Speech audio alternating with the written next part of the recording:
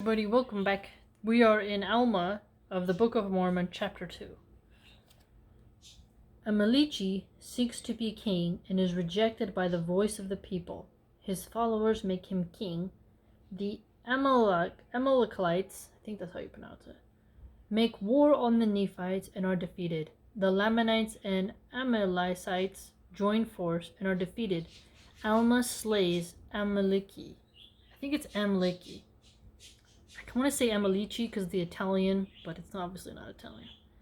And it came to pass that in the commencement of the 5th year of their reign, there began to be a contention among the people, for a certain man being called Amlici, I'm just going to say Amlici, I don't know, Amlici, he being a very cunning man, yea, a wise man as to the wisdom of the world, he being after the order of the man that slew Gideon by the sword, who was executed according to the law. Now this Amliki had by this cunning drawn away much people after him, even so much that they began to be very powerful, and they began to endeavor to establish Amlisi to be a king over the people.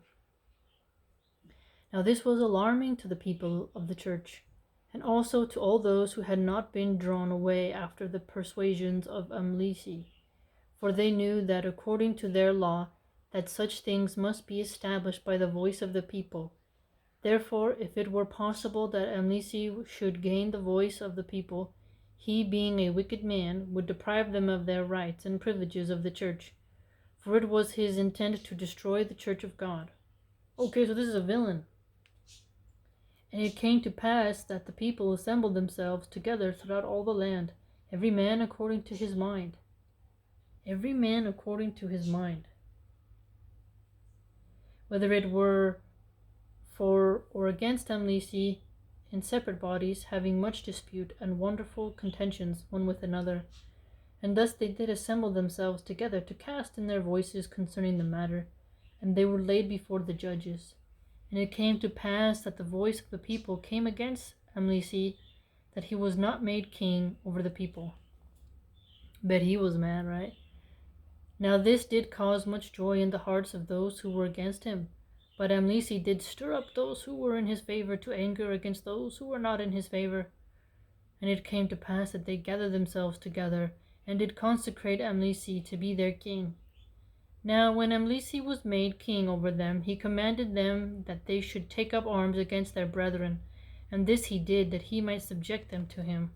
Oh, he wants conquest. Now the people of Amlisi were distinguished by the name of Amlisi, being called Amalekites, and the remainder were called Nephites, or the people of God. Therefore the people of the Nephites were aware of the intent of the Amalekites, and therefore they did prepare to meet him. Yea, they did arm themselves with swords, and with scimitars, and with bows, and with arrows, and with stones, and with slings, and with all manner of weapons of war of every kind. An intense battle is going to come up, maybe. And thus they were prepared to meet the Amalekites at the time of their coming. And there were appointed captains, and higher captains, and chief captains, according to their numbers. And it came to pass that Amlisi did arm his men with all manner of weapons of war of every kind. And he also appointed rulers and leaders over his people, to lead them to war against their brethren. And it came to pass that the Amalekites came upon the hill Amnihu, which was east of the river Sidon, which ran by the land of Zarahemla. And there they began to make war with the Nephites. Now Alma, being the chief judge and the governor of the people of Nephi, therefore he went up with his people, yea, with his captains and chief captains, yea, at the heads of his armies against the Amalekites to battle. So his battle time. And they began to slay the Amalekites upon the hill east of Sidon. And the Amalekites did contend with the Nephites with great strength, insomuch that many of the Nephites did fall before the Amalekites. Nevertheless the Lord did strengthen the hands of the Nephites, that they slew the Amalekites with great slaughter, that they began to flee before them. And it came to pass that the Nephites did pursue the Amalekites all that day, and did slay them with much slaughter, insomuch that there were slain of the Amalekites 12,532 souls. Wow, that's a straight massacre, son. And there were slain of the Nephites 6,562 souls. That's a lot of death. A lot of food for the crows, man.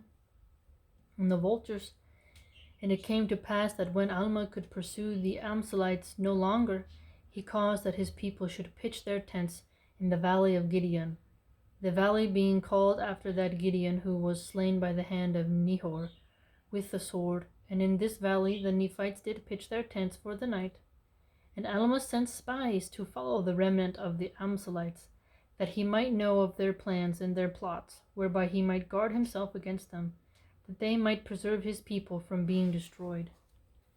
Now those whom he had sent out to watch the camp of the Amalekites were called Zeram, Zeram and Amnor, and Manti and Limhir. These were they who went out with their men to watch the camp of the Amalekites. And it came to pass that on the morrow they returned into the camp of the Nephites in great haste, being greatly astonished, and struck with much fear, saying, Behold, we followed the camp of the Amalekites, and to our great astonishment in the land of Minion, above the land of Zarahemla, in the course of the land of Nephi, we saw a numerous host of the Lamanites, and behold, the Amalekites have joined them. Oh! So the Lamanites and the Amalekites are teaming up to go against the Nephites. And thereupon our brethren in that land, and they were fleeing before them with their flocks and their wives and their children towards our city. And except we make haste, they obtain possession of our city, and our fathers and our wives and our children be slain.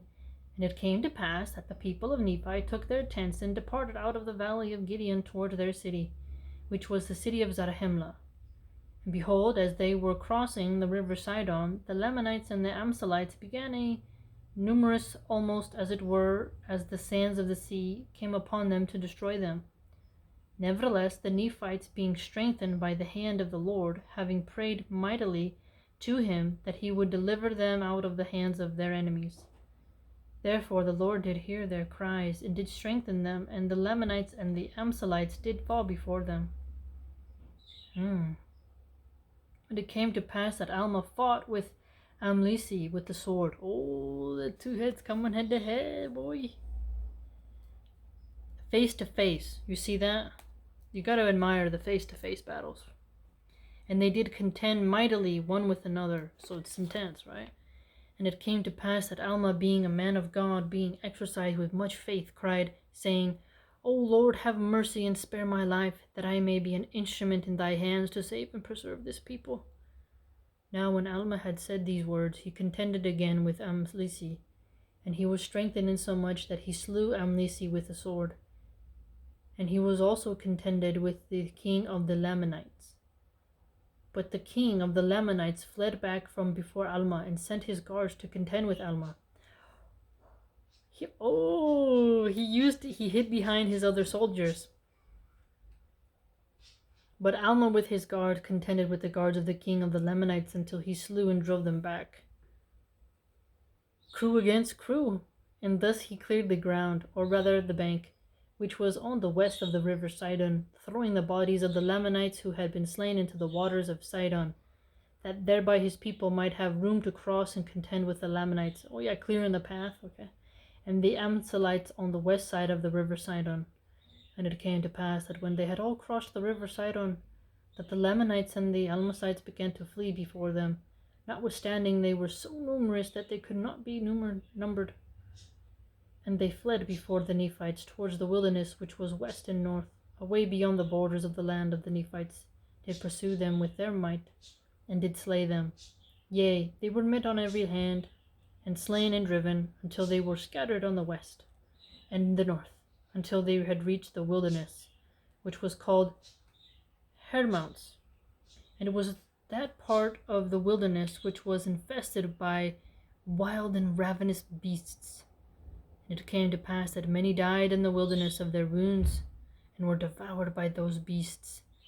and also the vultures of the air, and their bones have been found and have been heaped up on the earth. Ooh, spooky ending. Wow, cool battle scene.